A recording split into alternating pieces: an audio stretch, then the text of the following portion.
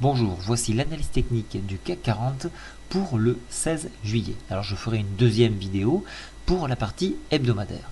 Alors qu'est-ce que nous avons en clôture? Vendredi, nous avons ce que nous appelons quelque chose qui se rapprocherait d'un Marubozu de clôture, c'est-à-dire une configuration haussière, mais qui pourrait marquer un affaiblissement. Alors pourquoi un affaiblissement? Tout simplement parce que déjà nous avons buté sur le Fibonacci ici à 3181 points. Et donc ça peut marquer donc un petit retour vers le bas. Il y a d'autres techniques aussi pour voir cet essoufflement là. J'en parlerai uniquement en newsletter scalp, mais pour en revenir simplement à cette figure, donc cela pourrait marquer une indécision à poursuivre le mouvement.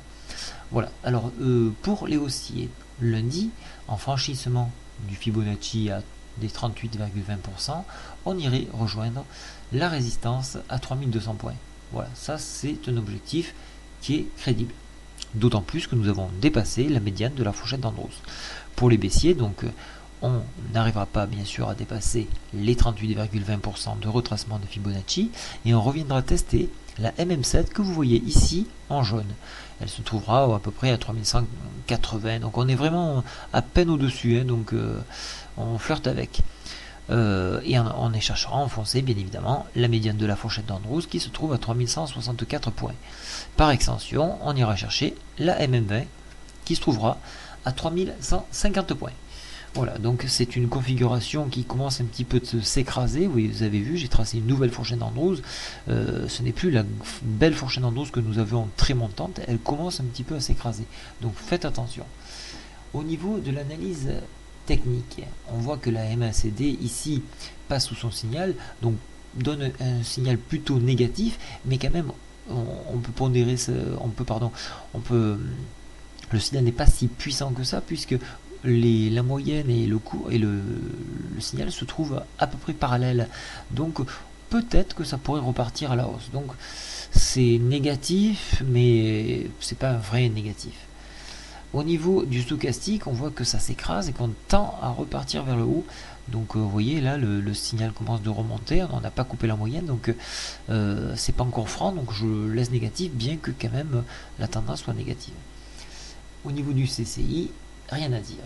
Alors, qu'est-ce qui les grands points pour aujourd'hui, pour lundi, pardon, ou en cours de semaine, ça sera de rallier les 3200 points pour les haussiers, et donc de revenir tester la MM20 pour les baissiers. On tiendra toujours en compte ce gap qui n'a toujours pas été comblé. Alors, il peut rester ouvert comme ça, c'est pas un problème, mais quand même, c'est gros.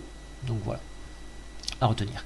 Donc, ça sera tout pour l'analyse journalière. Je vais vous faire à présent une analyse hebdomadaire. Alors, petit point important quand même, le calendrier de lundi est assez chargé. On regardera la balance commerciale italienne à 10h.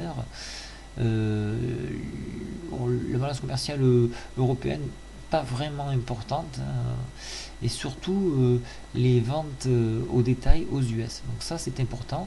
On notera qu'à 15h il y a les BTF français, donc 3, 6 et 12 mois, qui devraient être des taux négatifs puisque la BCE est en train de travailler dans ce sens. L'inventaire des affaires également à 16h qui me paraît important. Voilà, donc alors certaines personnes avaient du mal à se connecter sur le site, donc ça a été résolu pour plus de simplicité. Lorsque vous vous connectez, vous allez voir que vous avez une inscription ici. Voilà, inscription. Alors je rappelle que l'inscription ne vous fait pas adhérer à la newsletter. À quelconque newsletter, vous ne recevez aucune publicité. C'est juste pour donner accès au chat, entre autres, le forum. Voilà, ça permet d'avoir un petit règlement à l'intérieur et donc d'avoir une meilleure gestion. Voilà, donc vous ne recevez aucune publicité. Voilà, je vous souhaite un très bon week-end. Je vous fais celle en hebdo. Au revoir.